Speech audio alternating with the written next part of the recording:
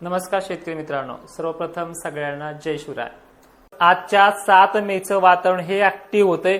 अत्यंत भयंकर गरमी, उष्णता आणि पांढऱ्या ढगांचं आगमन 11 वाजता काही ठिकाणी 12 वाजता तर काही ठिकाणी 1:30 वाजता हे जमा होऊ लागेल आणि 2:30 ते 3च्या दरम्यान कुठे मोठे धारा देखील उतरू लागतील। 4-5 वाजेपर्यंत अनेक ठिकाणी हा पाऊस सक्रिय होणार आहे। तर तो भाग आहे पूर्व मराठवाड्यातला, पूर्व विदर्भाचा। पण यामध्ये इकडे नाशिक क्षेत्रात तुरळक ठिकाणी, पुणे वगैरे भागात मोजक्या ठिकाणी, हुबळी कर्नाटक मध्ये काही ठिकाणी, तर सांगली, सोलापूर, बार्शी, धाराशिव पट्ट्यामध्ये, केज, बीड, लातूर पर्यंत अनेक ठिकाणी असा ठिकठिकाणी हा पाऊस ऍक्टिव्ह होऊ शकतो।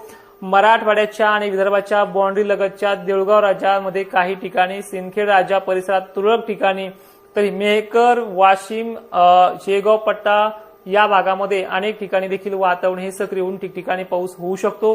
त्याचमध्ये परिस्थिती सांगायचं झालं तर हिंगोलीकरांना यवतमाळ मधल्या बाबुळगाव परिस्थितीमध्ये, पुसद, डिग्रज, इकडे सावळी परिसरात सुद्धा आज काही ठिकाणी पावसाचा अंदाज आहे।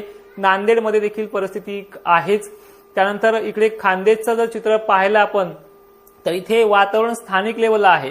म्हणजे तुम्हाला यापेक्षाही ज्या जिल्ह्यांची नावं नसती घेतली, अहिल्यानगर भागात सुद्धा आहे, छत्रपती संभाजीनगरमध्ये पण आहे। एकंदरीत महाराष्ट्राच्या अनेक भागांमध्ये काही जिल्ह्यां, हे बघा, सर्वदूरची व्याप्ती नाहीये, सगळ्यांना होईल असं काही नाहीये, पण वातावरण थोडं मोठंच आहे। आणि एक पॉइंट लक्षात ठेवा, गरमी, आभाळ 2-2:30 वाजता, 11-12 वाजता आभाळ दिसलं तर 2:30 वाजता पाऊस होईल आणि तुमच्या भागात 4-5 वाजता जर आभाळ दिसलं तर ते संध्याकाळच्या वेळेला सक्रिय होईल। पण सर्वांनाच होणार नाही, पण तो अनेक ठिकाणी असा ठिकठिकाणी पाऊस होईल। म्हणजे याच्यामध्ये 2 गोष्टी फक्त ध्यानात ठेवायच्या की ढगत दिसली की आपलं नियोजन करायचंय, लग्नाच्या गडबडी असतील किंवा इतर कुठल्या हळदीच्या गडबडी असतील तुमच्या मागे, तर हे सतर्क ठेवा। वातावरण हे गरमीचं, आभाळाचं, ऊन अशा प्रकारचं असणार आहे। पांढऱ्या कलरचे ढग दिसू लागतील आणि पाऊस मराठवाड्यामध्ये, विदर्भामध्ये अधिक प्रभाव टाकेल। इकडे दक्षिण महाराष्ट्रामध्येही काही ठिकाणी तो प्रभाव टाकणार आहे। आणि विशेषतः ही माहिती तुम्ही इतरही शेतकऱ्यांपर्यंत पोहोचण्याचं काम करा। 2 वर्षापासून या चॅनलवरती काम करतोय, तर ह्या चॅनलचे 100K सबस्क्रायबर पूर्ण करण्याचे मी आज वैयक्तिक तुम्हाला बोलतो आहे, ते आपल्याला करायचे आहेत। पश्चिम महाराष्ट्र आणि विदर्भाला व्याप्ती कमी, पश्चिम विदर्भाला म्हणजे सरळ इकडे खानदेशकडचा भाग व्याप्ती कमी आहे, पण वातावरण मात्र ऍक्टिव्ह होणार आहे। पुढे चालून सुद्धा 20-22 तारखेपर्यंत हे वातावरण असंच खराब राहणार आहे। त्यामुळे काल आपण सांगितलं की बागायतदार शेतकऱ्यांना याच्यामध्ये दिलासा आहे।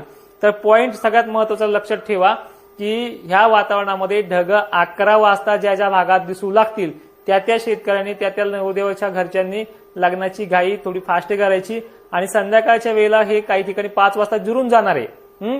मग त्यानंतर ते 11 वाजता ऍक्टिव्ह होईल। त्यामुळे त्याही काळामध्ये फारसं टेन्शन नाही। आभाळ येऊन जिरायला लागलं, थंड वातावरण झालं की टेन्शन घेऊ नका, पण आभाळ ढग आले, गरमी वाढली की समजून जा आपल्या भागात हा येणारच आहे। पण माहिती शेवटपर्यंत पाहणाऱ्या शेतकऱ्यांचे धन्यवाद आणि ही माहिती सर्व शेतकऱ्यांना पाठवण्याचा प्रयत्न करा। जय शिवराय।